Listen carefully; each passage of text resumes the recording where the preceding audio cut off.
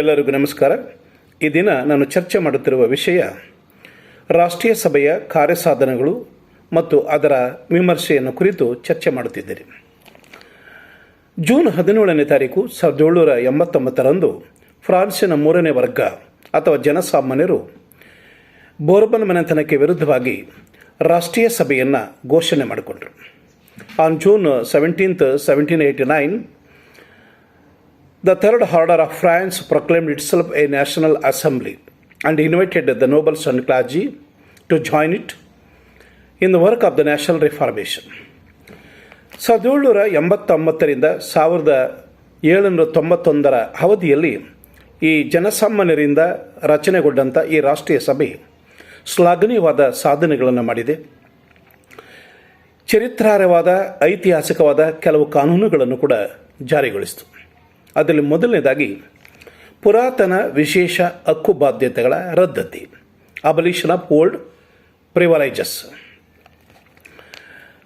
ಫ್ರಾನ್ಸಿನಲ್ಲಿ ಅಸ್ತಿತ್ವದಲ್ಲಿದ್ದಂಥ ಸಾಮಾಜಿಕ ಅಸಮಾನತೆಯನ್ನು ರದ್ದುಗೊಳಿಸುವ ಉತ್ಸಾಹದಲ್ಲಿ ಫ್ರಾನ್ಸಿನ ರಾಷ್ಟ್ರೀಯ ಸಭೆ ಶತಶತಮಾನಗಳಿಂದ ಫ್ರಾನ್ಸ್ ದೇಶದಲ್ಲಿ ಬೇರು ಬಿಟ್ಟಿದ್ದ ಉಳಿಗಮಾನ್ಯ ಪದ್ಧತಿಯನ್ನು, ಜೀತಗಾರಿಕೆಯನ್ನು, ವಿಶೇಷ ಸವಲತ್ತುಗಳನ್ನು ಈ ರಾಷ್ಟ್ರೀಯ ಸಭೆ ರದ್ದುಗೊಳಿಸಿತು.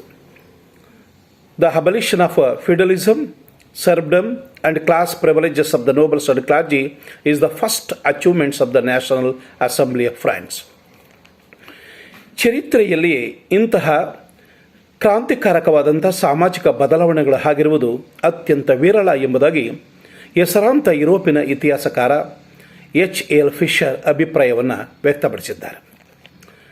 ಫ್ರಾನ್ಸ್ ದೇಶದಲ್ಲಿ ಉಳಿಗಮಾನ್ಯ ಪದ್ಧತಿಯನ್ನು, ಜೀತಗಾರಿಕೆಯನ್ನು, ವಿಶೇಷ ಸವಲತ್ತುಗಳನ್ನು ರದ್ದು ಮಾಡಿದರ ಪರಿಣಾಮವಾಗಿ ಗೇಣಿದಾರರು ಮತ್ತು ರೈತಾಪಿ ವರ್ಗ ದಾಸ್ಯದಿಂದ ಮುಕ್ತಿಯನ್ನು ಪಡೆದುಕೊಂಡು ಸ್ವತಂತ್ರ ಜಮೀನಿನ ಒಡೆಯರಾದರು.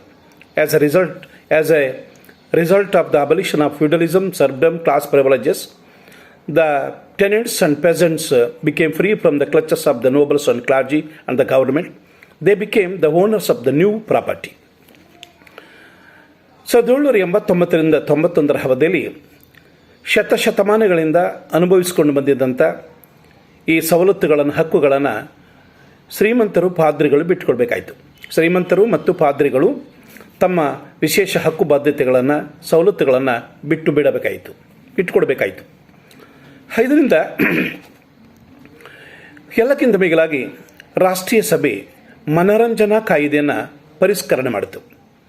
The national assembly reorganised the game laws in between 1789 to 1791. ಹಳೆಯ ತೆರಿಗೆ ಪದ್ಧತಿಯನ್ನು ರದ್ದುಗೊಳಿಸಿತು, ಸಮಾನ ತೆರಿಗೆ ಪದ್ಧತಿಯನ್ನು ಅದು ಜಾರಿಗೊಳಿಸಿತು.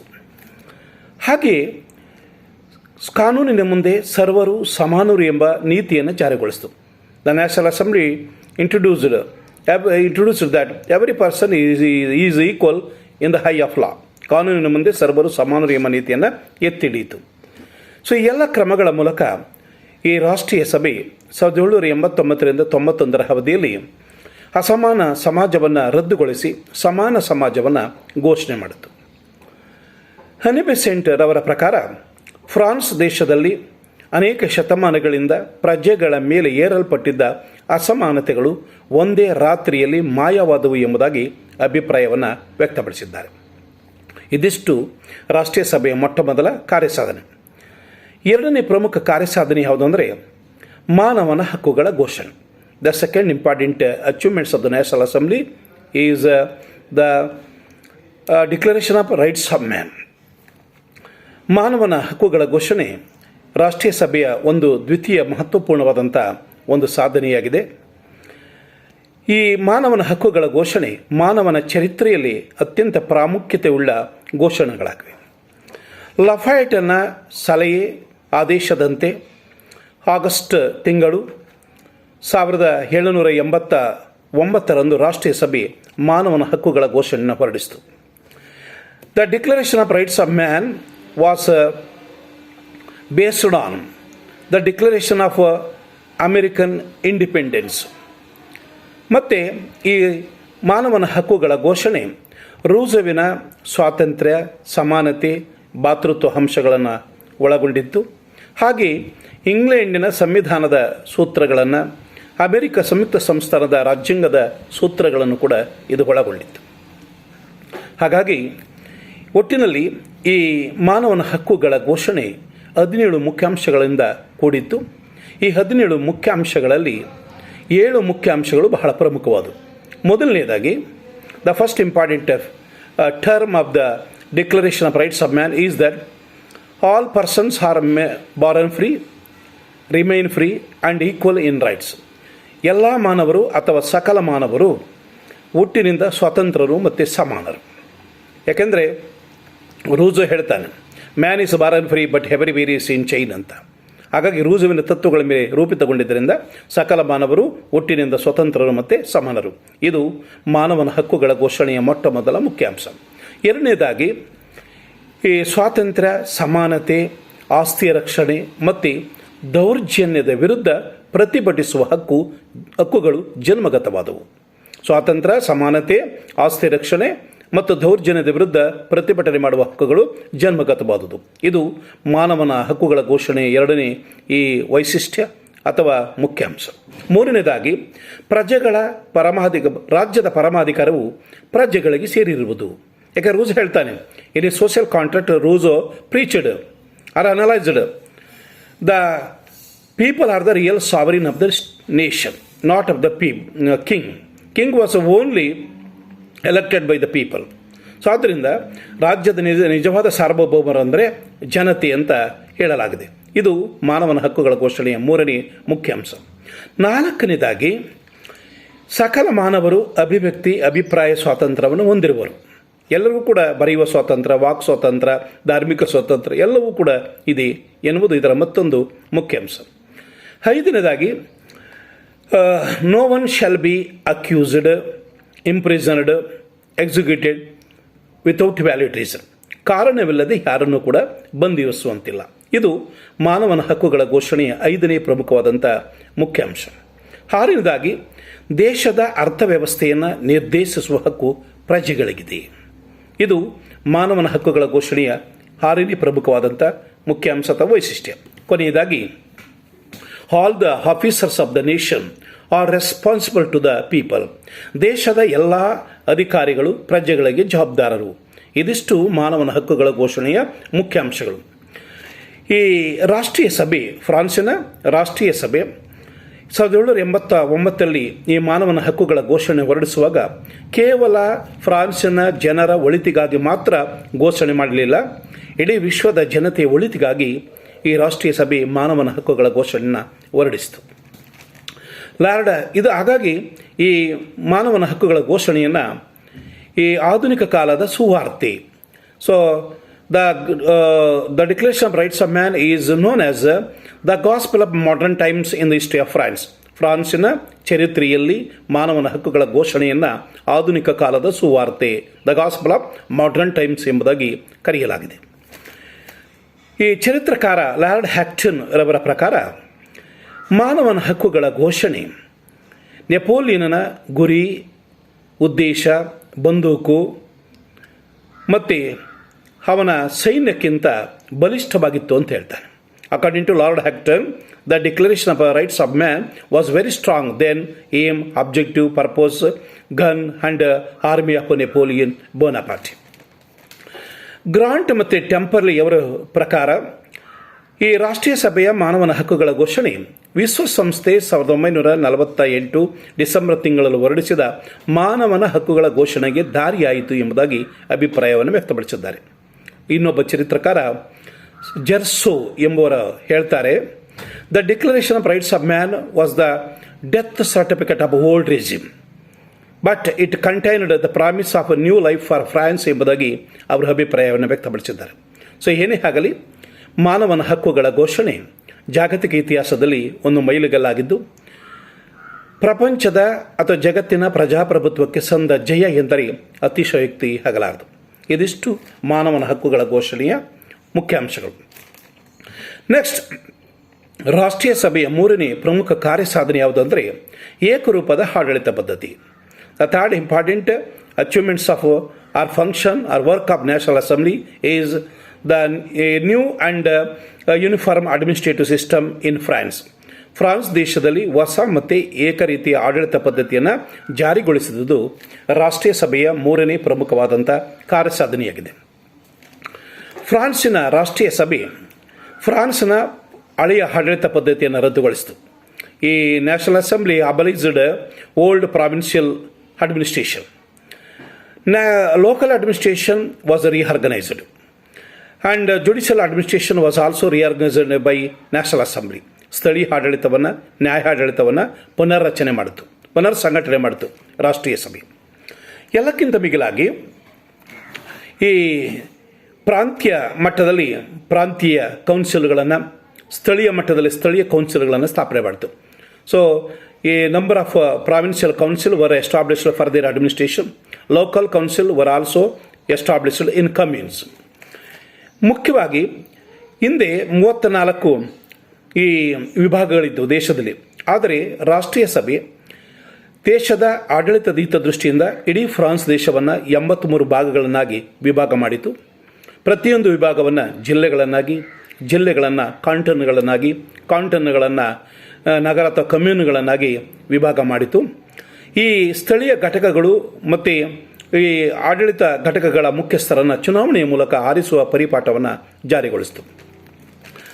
In addition to that, the national assembly made revolutionary changes in the field of judiciary. The judiciary system of France was entirely reorganised. ಸಂಪೂರ್ಣವಾಗಿ ನ್ಯಾಯಾಂಗ ಕ್ಷೇತ್ರದಲ್ಲಿ ಕ್ರಾಂತಿಕಾರಕವಾದಂಥ ಈ ಸುಧಾರಣೆಯನ್ನು ಜಾರಿಗೊಳಿಸಿತು. ಸೊ ಏನು ಸುಧಾರಣೆ ಜಾರಿಗೊಳಿಸಿತು ಅಂದರೆ, the central courts and local courts var established. ಈ ಕೇಂದ್ರ ನ್ಯಾಯಾಲಯಗಳನ್ನು, ಸ್ಥಳೀಯ ನ್ಯಾಯಾಲಯಗಳನ್ನು ಸ್ಥಾಪನೆ ಮಾಡಿತು. ದೇಶದ ಪ್ರತಿಯೊಂದು ಪ್ರಾಂತ್ಯಗಳಲ್ಲೂ ಕೂಡ ಪ್ರಾಂತೀಯ ಈ ನ್ಯಾಯಾಲಯಗಳನ್ನು ರಾಷ್ಟ್ರೀಯ ಸಭೆ ಸ್ಥಾಪನೆ ಮಾಡಿತು. ಅಷ್ಟೇ ಅಲ್ಲ, a supreme court was established in Paris, the capital city of France. ಫ್ರಾನ್ಸಿನ ರಾಜಧಾನಿ ಪ್ಯಾರಿಸ್ ನಗರದಲ್ಲಿ ಒಂದು ಸುಪ್ರೀಂ ಕೋರ್ಟನ್ನು ಕೂಡ ಸ್ಥಾಪನೆ ಮಾಡಿತು. ಮತ್ತು ಚುನಾವಣೆಯ ಮೂಲಕ ಈ ನ್ಯಾಯಾಧೀಶರನ್ನು ಆಯ್ಕೆ ಮಾಡುವ ಪ್ರಕ್ರಿಯೆಯನ್ನು ಜಾರಿಗೊಳಿಸಿತು. In addition to that, jury system was put in to force. Jury ಪದ್ಧತಿಯನ್ನು, ಕ್ರಿಮಿನಲ್ ಇದು ಮೊಕದ್ದಮೆಗಳನ್ನು ವಿಚಾರಣೆ ಮಾಡಲು ಜೂರಿ ಪದ್ಧತಿಯನ್ನು ಜಾರಿಗೊಳಿಸಿತು. ಮತ್ತು ಶಿಕ್ಷಾರ್ಹ ಅಪರಾಧಗಳನ್ನು ಕೂಡ ರದ್ದುಗೊಳಿಸಿತು. ಸೊ ಇದಿಷ್ಟು ಈ ಫ್ರಾನ್ಸಿನ ರಾಷ್ಟ್ರೀಯ ಸಭೆಯ ಮೂರನೇ ಪ್ರಮುಖವಾದಂಥ ಕಾರ್ಯಸಾಧನೆ. ನಾಲ್ಕನೇದಾಗಿ ಹಣಕಾಸಿನ ಸುಧಾರಣೆಗಳು, ಫೈನಾನ್ಷಿಯಲ್ ರಿಫಾರ್ಮ್ಸ್. ನಮಗೆ ಗೊತ್ತಿದೆ, 1789 ಅವಧಿಯಲ್ಲಿ ಫ್ರಾನ್ಸಿನ ಆರ್ಥಿಕ ಸ್ಥಿತಿ, ಹಣಕಾಸಿನ ಸ್ಥಿತಿ ತುಂಬ ಶೋಚನೀಯ ಮಟ್ಟವಾಗಿ ಹದಗೆಟ್ಟಿತ್ತು. ಅದಕ್ಕೆ ಸಿಡಿ ರೀಸನ್ ಹೇಳ್ತಾರೆ. ಸೊ ಫ್ರಾನ್ಸಿನ ಹಣಕಾಸು ಆರ್ಥಿಕ ಸ್ಥಿತಿ ಶೋಚನೀಯವಾದ ಅಪಾಯಕಾರಿ ಮಟ್ಟವನ್ನು ತಲುಪಿತ್ತು ಅಂತ, ಆರ್ಥಿಕ ಮುಗ್ಗಟ್ಟನ್ನು ಎದುರಿಸ್ತಾ ಇತ್ತು. ಇಂಥ ಸಂದರ್ಭದಲ್ಲಿ national assembly took drastic steps to tackle financial and economic condition of France. ಹಣಕಾಸು ಆರ್ಥಿಕ ಈ ಸ್ಥಿತಿಯನ್ನು ಸುಧಾರಿಸಲು ಉಗ್ರ ಕ್ರಮಗಳನ್ನು ರಾಷ್ಟ್ರೀಯ ಸಭೆ ಕೈಗೊಳ್ತು. ಯಾಕೆಂದರೆ the national finance of France were in confuse. It was impossible to collect direct tax at once. ನೇರವಾಗಿ ತೆರಿಗೆಗಳನ್ನು ವಸೂಲು ಮಾಡೋದಕ್ಕೆ ಅಸಾಧ್ಯವಾಗಿತ್ತು. ಜೊತೆಗೆ ದೇಶದ ಹಣಕಾಸಿನ ಸ್ಥಿತಿ ಗೊಂದಲದಿಂದ ಕೂಡಿತ್ತು. ಇಂಥ ಸಂದರ್ಭದಲ್ಲಿ ರಾಷ್ಟ್ರೀಯ ಸಭೆ ಚರ್ಚಿನ ಆಸ್ತಿಯನ್ನು ಮುಟ್ಟುಗೋಲು ಹಾಕೊಳ್ತು. In the year 1789, the national assembly confiscated the church property. ಈ 1789 ರಾಷ್ಟ್ರೀಯ ಸಭೆ ಚರ್ಚಿನ ಆಸ್ತಿಯನ್ನು ಮುಟ್ಟುಗೋಲು ಹಾಕೊಳ್ತು. ಈ ಚರ್ಚಿನ ಆಸ್ತಿಯ ಆಧಾರದ ಮೇಲೆ ಈ ಕಾಗದದ ಹಣವನ್ನು, ಅಥವಾ ಇದಕ್ಕೆ ಈ ಅಸಿಗ್ನೇಟ್ ಅಂತ ಕರೀತಾರೆ, ಅಸಿಗ್ನೇಟ್ ನಾಣ್ಯಗಳನ್ನು ಜಾರಿಗೊಳಿಸಿತು. So the national assembly issued paper currency or assignats on the security of the Roman Catholic church lands. ಆದರೆ ಸದ್ಯದ ಪರಿಸ್ಥಿತಿಯಲ್ಲಿ ಫ್ರಾನ್ಸಿನ ಹಣಕಾಸಿನ ಸ್ಥಿತಿ ಭಾಳ ಸುಧಾರಿಸಿತು. ಆದರೆ ಮುಂದೆ ಈ ಫ್ರಾನ್ಸ್ ಆರ್ಥಿಕ ಹಣಕಾಸಿನ ಸಮಸ್ಯೆಯನ್ನು ಎದುರಿಸಬೇಕಾಯಿತು. ಯಾಕಂದರೆ ಈ ಅಸಿಗ್ನೇಟ್ ಕಾಗದದ ನಾಣ್ಯ, ಈ ನೋಟುಗಳಿಂದ ಕೇವಲ ಭೂಮಿಯನ್ನು ಖರೀದಿ ಮಾಡ್ಬೋದಾಗಿತ್ತು, ಆದರೆ ಬಂಗಾರವನ್ನು ಖರೀದಿ ಮಾಡುವುದಕ್ಕೆ ಆಗ್ತಾ ಇರಲಿಲ್ಲ. ಸೊ ಈ ಕೊನೆಗೆ ಸಾಕಷ್ಟು ಹಣವನ್ನು ಮುದ್ರಿಸಿ ಅದು ದುರುಪಯೋಗ ಮಾಡಿಕೊಂಡ್ರು. ಸೊ 450 ಮಿಲಿಯನ್, ಸಹಸ್ರ ಮಿಲಿಯನ್ ಅಷ್ಟು ಹಣವನ್ನು ಮುದ್ರಿಸಿ ಚಲಾವಣೆಗೆ ತಂದರು. ಅದು ತನ್ನ ಮೌಲ್ಯವನ್ನು ಕಳ್ಕೊಳ್ತು. ಸೊ ಇದಿಷ್ಟು ಹಣಕಾಸಿನ ಸುಧಾರಣೆಗಳು. 5ನೇದಾಗಿ ಜಮೀನಿನ ಹಂಚಿಕೆ. The fifth important achievements of the National Assembly is that distribution of land. So ಜಮೀನಿನ ಹಂಚಿಕೆ. 1789ರಲ್ಲಿ ಫ್ರಾನ್ಸಿನ ರಾಷ್ಟ್ರೀಯ ಸಭೆ ಚರ್ಚಿನ ಆಸ್ತಿಯನ್ನು ವಶಪಡಿಸಿಕೊಳ್ತು. ಚರ್ಚಿನ ಆಸ್ತಿಯನ್ನು ದೇಶದ ಆಸ್ತಿಯನ್ನಾಗಿ ಪರಿವರ್ತನೆ ಮಾಡಿತು. The national assembly nationalised the Roman Catholic church land. It was converted into nation property. ಅದನ್ನು ಬಡಬಗ್ಗರಿಗೆ, ಕೂಲಿ ಕಾರ್ಮಿಕರಿಗೆ, ಗಣಿದಾರರಿಗೆ, ರೈತಾಪಿ ವರ್ಗದವರಿಗೆ ಅದು ಸರಿಸಮನಾಗಿ ಹಂಚಿತು.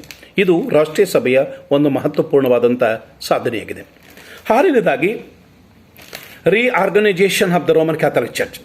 ರೋಮನ್ ಕ್ಯಾಥಲಿಕ್ ಚರ್ಚಿನ ವ್ಯವಸ್ಥೆಯಲ್ಲಿ ಬದಲಾವಣೆ ಮಾಡಿದ್ದು ರಾಷ್ಟ್ರೀಯ ಸಭೆಯ 6ನೇ ಪ್ರಮುಖವಾದಂಥ ಕಾರ್ಯಸಾಧನೆಯಾಗಿದೆ. ಏನೇನು ಮಾಡಿತು ನಮ್ಗೆ ಗೊತ್ತಿದೆ. ಇಲ್ಲಿ the National Assembly had undertaken to reorganize the whole government of Roman Catholic Church in France.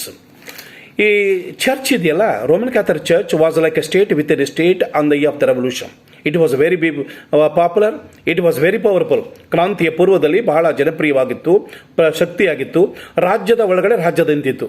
ಎನ್ಸ್ the revolutionaries of France had strong anti church feeling.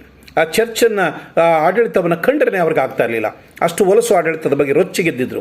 ಹಾಗಾಗಿ ಎನ್ಸ್ the national assembly took drastic steps against Roman Catholic church in France. So ನಾನು ಮೊದಲು ಹೇಳಿದೆ, 1789ರಲ್ಲಿ ರಾಷ್ಟ್ರೀಯ ಸಭೆ Roman Catholic ಚರ್ಚಿನ ಆಸ್ತಿಯನ್ನು ಮುಟ್ಟುಗೋಲು ಹಾಕ್ಕೊಳ್ತು. ಅದರ ಜೊತೆಗೆ ಇದು ಥೈಸ್ ಎಂಬ ಚರ್ಚಿನ ತೆರಿಗೆಯನ್ನು ಕೂಡ ರದ್ದು ಮಾಡಿತು. ಧಾರ್ಮಿಕ ಆದೇಶಗಳನ್ನು ರದ್ದು ಮಾಡಿತು. Tithes were completely abolished and religious orders were suppressed by national assembly. July 12, 1790ರಂದು ರಾಷ್ಟ್ರೀಯ ಸಭೆ ನಾಗರಿಕ ರಾಜ್ಯಾಂಗ ಅಥವಾ ಧರ್ಮಾಧಿಕಾರಿಗಳ ಪೌರ ಸಂವಿಧಾನವನ್ನು ಜಾರಿಗೊಳಿಸಿತು. On July 12, 1790, National Assembly established a civil constitution of clergy. ಈ ಧರ್ಮಾಧಿಕಾರಿಗಳ ಪೌರ ಸಂವಿಧಾನ ಅಥವಾ ನಾಗರಿಕ ರಾಜ್ಯಾಂಗ ಎಂಬ ಈ ರಾಜ್ಯಾಂಗವನ್ನು ಜಾರಿಗೊಳಿಸಿತು. ಈ ಜಾರಿಗೊಳಿಸಿ ಪ್ರತಿಯೊಬ್ಬ ರೋಮನ್ ಕ್ಯಾಥಲಿಕನು ಕೂಡ ಈ ಧರ್ಮಾಧಿಕಾರಿಗಳ ಪೌರ ಸಂವಿಧಾನಕ್ಕೆ ಬದ್ಧನಾಗಿರಬೇಕೆಂಬುದಾಗಿ ಆಜ್ಞೆಯನ್ನು ಕೂಡ ಮಾಡಿತು. ಮೊದಲು ಸಂಬಳವನ್ನು ಅವರೇ ಪಡ್ಕೊಳ್ತಿದ್ರು. ಈಗ clergy, according to a civil constitution of clergy were made a salaried class of the government. ಅವರು ಸರ್ಕಾರದ ಮೂಲಕ ಸಂಬಳವನ್ನು ಪಾದ್ರಿಗಳು ಪಡೆಯುವ ವ್ಯವಸ್ಥೆಯನ್ನು ಮಾಡಲಾಯಿತು. ಜೊತೆಗೆ the clergy, bishops or ministries were made the servant of the state. ದೇಶದ ಸಹಾಯಕರಾಗಿ, ಸೇವಕರಾಗಿ ಅವರನ್ನು ಮಾಡಿತು. ಸೊ ಈ ಎಲ್ಲಕ್ಕಿಂತ ಮಿಗಿಲಾಗಿ ಈ ಪಾದ್ರಿಗಳು ಅಥವಾ ಈ ಮೊನಸ್ಟ್ರೀಸ್ ಅಂತ ಕರಿತೀವಲ್ಲ, ಬಿಷಪ್ಪರ ಸಂಖ್ಯೆಯನ್ನು 133ರಿಂದ 83 ಇಳಿಸಿತು.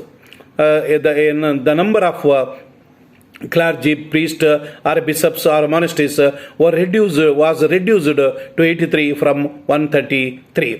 ಈ ಎಲ್ಲ ರಾಷ್ಟ್ರೀಯ ಸಭೆಯ ಕ್ರಮಗಳನ್ನು ರೋಮಿನ pop ವಿರೋಧಿಸಿದ. The Pope of Rome did not accept these radical reforms of National Assembly. So ಇದರ ನೋಡಿದಾಗ the Roman Catholic church became the part of the state. ಮೊದಲು ರಾಜ್ಯದ ಒಳಗಡೆ ಮತ್ತೊಂದು ರಾಜ್ಯದಿತ್ತು. ಈಗ ಸಿವಿಲ್ ಕಾನ್ಸ್ಟಿಟ್ಯೂಷನ್ ಪ್ರಕಾರ, ನಾಗರಿಕ ರಾಜ್ಯಾಂಗದ ಪ್ರಕಾರ ಈ ರೋಮನ್ ಕ್ಯಾಥಲಿಕ್ ಚರ್ಚ್ ರಾಜ್ಯದ ಒಂದು ಭಾಗವಾಗಿ ಪರಿಣಮಿಸಿತು. Religious ಟಾಲರೇಷನ್ was ಪ್ರೊಕ್ಲೈಮ್ಡ್. ಧಾರ್ಮಿಕ ಸಹಿಷ್ಣುತೆಯನ್ನು ಘೋಷಣೆ ಮಾಡಲಾಯಿತು. ಸೊ ಇದರಿಂದ ಫ್ರಾನ್ಸ್ ದೇಶದಲ್ಲಿ ಕಾನೂನು ಪರ ಪಾದ್ರಿಗಳು, ಕಾನೂನು ವಿರೋಧಿ ಪಾದ್ರಿಗಳು ಅಂತ 2 ವರ್ಗಗಳು ಹುಟ್ಟುಕೊಂಡದ್ದನ್ನು ನಾವು ನೋಡಬಹುದು. ಇದಿಷ್ಟು ರೋಮನ್ ಕ್ಯಾಥಲಿಕ್ ಚರ್ಚ್ನಲ್ಲಿ ಈ ರಾಷ್ಟ್ರೀಯ ಸಭೆ ಮಾಡಿದಂಥ ಈ ಬದಲಾವಣೆಗಳು. ನೆಕ್ಸ್ಟ್ 7ನೇದಾಗಿ another important achievements of national assembly is that the formation of new constitution. 1791ರ ಸಂವಿಧಾನ, ಹೊಸ ಸಂವಿಧಾನ. ಇಲ್ಲಿ ಸೆಪ್ಟೆಂಬರ್ 1791ರಂದು ರಾಷ್ಟ್ರೀಯ ಸಭೆ ಫ್ರಾನ್ಸ್ಗೆ ಒಂದು ಹೊಸ ಸಂವಿಧಾನವನ್ನು ಜಾರಿಗೊಳಿಸಿತು. It was the first written constitution of France. ಇದು ಫ್ರಾನ್ಸಿನ ಮೊಟ್ಟ ಮೊದಲ ಲಿಖಿತ ರಾಜ್ಯಾಂಗ. ಇದರ ಪ್ರಕಾರ according by the new constitution of 1791, limited monarchy was established in France. ಅಂದರೆ ರಾಜಪ್ರಭುತ್ವ, ಸಾಂಕುಶ ರಾಜಪ್ರಭುತ್ವ ಫ್ರಾನ್ಸ್ನಲ್ಲಿ ಪ್ರಾರಂಭವಾಯಿತು. It was the new constitution of 1791 was based on the principles of separation of powers of Montesquieu. ಮಾಂಟೆಸ್ಕ್ಯೂವಿನ ಅಧಿಕಾರದ ವಿಭಜನೆಯ ತತ್ವದ ಆಧಾರದ ಮೇಲೆ ಈ ಒಂದು ಸಂವಿಧಾನ ಈ ಒಂದು ರಾಜ್ಯಾಂಗ ಸ್ಥಾಪಿಸಲಾಯಿತು. So according to a new constitution, the king was to be the head of the executive. ಅವನು ಕಾರ್ಯಕ್ಕೆ ಮಾತ್ರ ಜವಾಬ್ದಾರನಾಗಿದ್ದ. ಸೊ ವಿಟೋ ಅಧಿಕಾರವನ್ನು ಅವನು ಇದನ್ನು ಅಧಿಕಾರವನ್ನು ಪಡ್ಕೊಂಡಿದ್ದ. ಸೊ ಕಾನೂನುಗಳನ್ನು ರೂಪಿಸುವ ಅಧಿಕಾರವನ್ನು ಸ್ವಲ್ಪ ಕಳ್ಕೊಂಡ ಅವನು ಯಾರು ಈತ. ಸೊ ಅಂದರೆ ರಾಜನ ಅಧಿಕಾರಗಳಿಗೆ ನಿರಂಕುಶ ಅಧಿಕಾರಿಗಳಿಗೆ ಒಂದು ರೀತಿ ಅಂಕುಶವನ್ನು ಹಾಕಲಾಯಿತು. ಈ ಶಾಸನಗಳನ್ನು ರಚನೆ ಮಾಡುವುದಕ್ಕೋಸ್ಕರವಾಗಿ 745 ಸದಸ್ಯರನ್ನೊಳಗೊಂಡ ಒಂದು ಈ ಶಾಸಕಾಂಗ ಶಾಸನ ಸಭೆಯನ್ನು ಕೂಡ ರಚನೆ ಮಾಡಲಾಯಿತು. ಸೊ ಇದಿಷ್ಟು ಹೊಸ ಸಂವಿಧಾನದ ಈ ಒಂದು ತಿರುಳು. The last important achievements of the national assembly is that the national assembly provided an opportunity for the common people of France to enjoy liberty, equality and fraternity. ಅಂದರೆ ರಾಷ್ಟ್ರೀಯ ಸಭೆಯ ಮತ್ತೊಂದು ಪ್ರಮುಖವಾದಂಥ ಈ ಕೊನೆಯ ಸಾಧನೆ ಅಂದರೆ ಫ್ರಾನ್ಸಿನ ಜನಸಾಮಾನ್ಯರು ಸ್ವಾತಂತ್ರ್ಯ, ಸಮಾನತೆ, ಭಾತೃತ್ವವನ್ನು ಅನುಭವಿಸಲು ಅವಕಾಶವನ್ನು ಮಾಡಿಕೊಡ್ತು. ಸೊ ಒಟ್ಟಿನಲ್ಲಿ ಫ್ರಾನ್ಸಿನ ರಾಷ್ಟ್ರೀಯ ಸಭೆ ಪುರಾತನ ಈ ಆಳ್ವಿಕೆಯ ಆಧಾರ ಸ್ತಂಭಗಳನ್ನು ಅದು ನಾಶ ಮಾಡಿತು. ಈ ಹಳೆಯ ಹಣಕಾಸಿನ ಪದ್ಧತಿಯನ್ನು ನಿರ್ನಾಮ ಮಾಡಿತು. ಹಳೆಯ ನ್ಯಾಯಾಂಗ ಪದ್ಧತಿಯನ್ನು ನಿರ್ನಾಮ ಮಾಡಿತು. ಮತ್ತು ರೋಮನ್ ಕ್ಯಾಥಲಿಕ್ ಚರ್ಚಿನಲ್ಲಿ ಸಾಕಷ್ಟು ಬದಲಾವಣೆಗಳನ್ನು ಜಾರಿಗೊಳಿಸಿತು. ಇದಿಷ್ಟು ರಾಷ್ಟ್ರೀಯ, ಅದರಲ್ಲೂ ಉಳಿಗಮಾನ್ಯ ಪದ್ಧತಿಯನ್ನು ರದ್ದುಗೊಳಿಸಿತು. ಇದಿಷ್ಟು ರಾಷ್ಟ್ರೀಯ ಸಭೆಯ ಪ್ರಮುಖ ಕಾರ್ಯಸಾಧನೆಗಳು ಅಥವಾ ಕೆಲಸ ಕಾರ್ಯಗಳು. ಸೊ ನೆಕ್ಸ್ಟ್ ರಾಷ್ಟ್ರೀಯ ಸಭೆಯ ಕಾರ್ಯಸಾಧನೆಗಳ ವಿಮರ್ಶೆಯನ್ನು ನೋಡೋಣ. ಈಗ ರಾಷ್ಟ್ರೀಯ ಸಭೆ ಇಷ್ಟೆಲ್ಲ ಕಾರ್ಯಸಾಧನೆಗಳು ಮಾಡಿದರೂ ಕೂಡ ಅದರ ಕಾರ್ಯಸಾಧನೆಗಳ ಕಟುಟೀಕೆಗೆ ಒಳಗಾಗಿವೆ. Many historians and critics have sharply criticized the achievements and function or work of the National Assembly. ಈ ಅನೇಕ ಚರಿತ್ರಕಾರರು, ವಿಮರ್ಶಕರು ಇದರ ಕಾರ್ಯಸಾಧನೆಗಳನ್ನು ಟೀಕೆಗೆ ಒಳಪಡಿಸಿದ್ದಾರೆ. ಮೊದಲನೇದಾಗಿ 1791 ಸಂವಿಧಾನದಲ್ಲಿ ಅನೇಕ ಲೋಪದೋಷಗಳಿತ್ತು. ಯಾಕಂದರೆ ಇದು ಕಾರ್ಯಾಂಗ ಮತ್ತು ನ್ಯಾಯಾಂಗದ ನಡುವೆ ಸುಮಧುರವಾದ ಬಾಂಧವ್ಯಕ್ಕೆ ಅವಕಾಶ ಇರಲಿಲ್ಲ. ಕಾರ್ಯಾಂಗ ಮತ್ತು ಶಾಸಕಾಂಗದ ನಡುವೆ ಸುಮಧುರ ಬಾಂಧವ್ಯಕ್ಕೆ ಅವಕಾಶ ಇರಲಿಲ್ಲ. Is the first important debates of the new constitution of 1791. ಎರಡನೇದಾಗಿ ರಾಜನ ನಿರಂಕುಶ ಅಧಿಕಾರಗಳಿಗೆ ಅಂಕುಶವನ್ನು ಹಾಕಿತು. ರಾಷ್ಟ್ರೀಯ ಸಭೆ ಈ ಸಂವಿಧಾನವನ್ನು ಜಾರಿಗೆ ತರುವುದರ ಮೂಲಕ ಈ ರಾಜನ ನಿರಂಕುಶ ಅಧಿಕಾರಗಳಿಗೆ ಅಂಕುಶವನ್ನು ಹಾಕಿತು. ಹಾಗಾಗಿ ಇದು ಒಂದು ರೀತಿ ಅವಮಾನಕರ ಪ್ರಸಂಗವಾಗಿ ಪರಿಣಮಿಸಿತು. ರಾಷ್ಟ್ರೀಯ ಸಭೆಯ ಅವಮಾನಕರ ಪ್ರಸಂಗವಾಗಿ ಪರಿಣಮಿಸಿತು. ಅದಕ್ಕೆ ಚರಿತ್ರಕಾರ CJH ಏಜ್ ಭಾಳ ಚೆನ್ನಾಗಿ ಹೇಳ್ತಾರೆ, ಈ ಎಲ್ಲ ರಾಷ್ಟ್ರೀಯ ಸಭೆಯ ಎಲ್ಲ ವಿನಾಶವು ಕ್ಷಣ ಮಾತ್ರದ ಹುಚ್ಚು ಭ್ರಾಂತಿಯಿಂದ ಉಂಟಾದುದು ಎಂಬುದಾಗಿ ಅವರು ಟೀಕೆಯನ್ನು ಮಾಡಿದ್ದಾರೆ. ಮೂರನೇದಾಗಿ ಚುನಾವಣೆಯ ಸಂದರ್ಭದಲ್ಲಿ ಈ ಜನತೆಗೆ ಇಟ್ಟಿದ್ದ ತೆರಿಗೆ ಮತ್ತು ಆಸ್ತಿ ಅರ್ಹತೆ ಮಾನವನ ಹಕ್ಕುಗಳ ಘೋಷಣೆಗೆ ವಿರುದ್ಧವಾಗಿದ್ದು. ಮಾನವನ ಹಕ್ಕುಗಳ ಘೋಷಣೆ ಏನು? ಸರ್ವರು ಸಮಾನರು ಅಂತ ಹೇಳ್ತು. ಚುನಾವಣೆಯ ಸಂದರ್ಭದಲ್ಲಿ ಮತ ಹಾಕಬೇಕಾದ್ರೆ ತೆರಿಗೆ ಕಟ್ಟವರಿಗೆ, ಆಸ್ತಿ ಹೊಂದಿರೋರಿಗೆ ಅಂತ ಹೇಳ್ತು. ಹಾಗಾಗಿ ಲಿಮಿಟೆಡ್ ಫ್ರೆಂಚಾಯ್ಸ್ ಇತ್ತು. ಹಾಗಾಗಿ ಇದು ಮಾನವನ ಹಕ್ಕುಗಳ ಘೋಷಣೆಗೆ ವಿರುದ್ಧವಾಗಿತ್ತು. ಸೊ ವೋಟಿಂಗ್ ಸಿಸ್ಟಮ್, ಇದು ಎಲೆಕ್ಷನ್, ಇದು ವೋಟಿಂಗ್ ಸಿಸ್ಟಮ್ ಇದೆಲ್ಲ ಭಾಳ ಕಠಿಣವಾಗಿತ್ತು. ಇದು ಮಾನವನ ಹಕ್ಕುಗಳ ಘೋಷಣೆಗೆ ವಿರುದ್ಧವಾಗಿತ್ತು. ಇದೊಂದು ಮತ್ತೊಂದು ನ್ಯೂನತೆ. ನಾಲ್ಕನೇದಾಗಿ the system of election of judges also did not prove satisfactory. ಚುನಾವಣೆಯ ಮೂಲಕ ನ್ಯಾಯಾಧೀಶರನ್ನು ಆಯ್ಕೆ ಮಾಡುವ ಪ್ರಕ್ರಿಯೆ ಅದು ನ್ಯೂನತೆಯಿಂದ ಕೂಡಿತ್ತು. ಮತ್ತು ಇದು ರಾಷ್ಟ್ರೀಯ ಸಭೆ, the national assembly open the way to mob rule, ಒಂದು ರೀತಿ ದೊಂಬಿ ಆಳ್ವಿಕೆಗೆ ದಾರಿಯನ್ನು ಮಾಡಿಕೊಡ್ತು. ಒಂಥರ ಸೆಪ್ಟೆಂಬರ್ ಕಗ್ಗೋಲೆ, ಭಯಾನಕ ಆಳ್ವಿಕೆ, ಇವಕ್ಕೆಲ್ಲಕ್ಕೂ ಕೂಡ ಅದು ಅವಕಾಶವನ್ನು ಮಾಡಿಕೊಡ್ತು. ಸೊ ಹಾಗೆ the national assembly completely fail to solve financial problem of ಫ್ರಾನ್ಸ್ನ ಹಣಕಾಸಿನ ಈ ಸಮಸ್ಯೆಯನ್ನು ಬಗೆಹರಿಸುವಲ್ಲಿ ಸಂಪೂರ್ಣವಾಗಿ ವಿಫಲವನ್ನು ಕಂಡುಕೊಳ್ತು. ಎಲ್ಲಕ್ಕಿಂತ ಬೇಕಾಗಿ the last important debates of the national assembly is that the ಪ್ರಮುಖವಾದಂಥ ಇದೆ ಯಾವುದಂದರೆ ಈ ರಾಷ್ಟ್ರೀಯ ಸಭೆ ಜಾರಿಗೆ ತಂದಂಥ ಧರ್ಮಾಧಿಕಾರಿಗಳ ಪೌರ ಸಂವಿಧಾನ ಇದು ಈ ನಿಜಕ್ಕೂ ಕೂಡ ಅದು ಬಹಳ ಲೋಪದೋಷಗಳಿಂದ ಕೂಡಿತ್ತು. ಯಾಕೆಂದರೆ the civil constitution of clergy was the great drawback of the new constitution. It led to division in the church.